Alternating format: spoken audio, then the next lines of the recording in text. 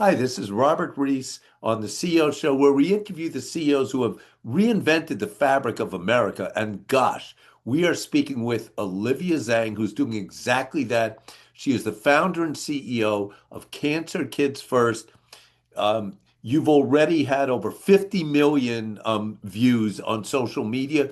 You've built an organization with 40,000 volunteers across 80 countries, and you're only 20 years old going to Harvard at the same time.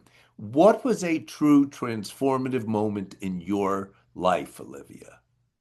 Yeah, I feel like I have a lot that I could pinpoint, and so it's really hard to pick one. But I think in terms of, I guess, like from that CEO standpoint, the moment that really I remember very clearly was during the pandemic.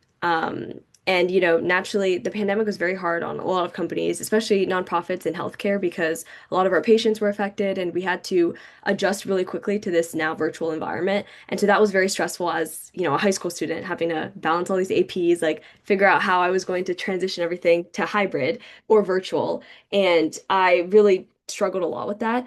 And I thought that I was very scared that the pandemic was kind of just going to shut down all operations and limit our organization. But actually, this is what kickstarted our growth and really turned our organization from something that's more community, grassroots to what we are today, being the world's largest youth-led cancer nonprofit.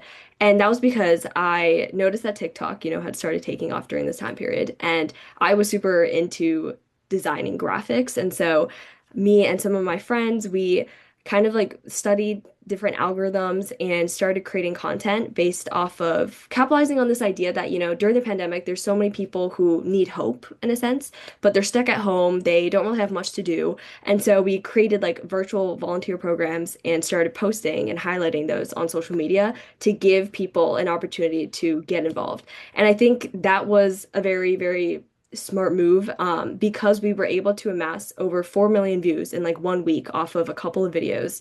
And soon enough, it was thousands of volunteers, resources, donations pouring in because what we had now wasn't just manpower, but more brand awareness about Cancer Kids First. And so we got to connect with a lot of different really cool adult organizations because of that and also receive a bunch of grant funding. And so it was like this insane kind of like all of a sudden we woke up one night and we were just this huge organization.